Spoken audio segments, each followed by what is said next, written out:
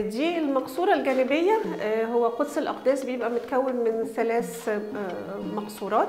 الرئيسية اللي في المنتصف هي للإله الرئيسي، وهنا المعبد مكرس للإله أمون وزوجته موت وابنهما خنسو. إذا هنا تاني منظر تقديم القرابين.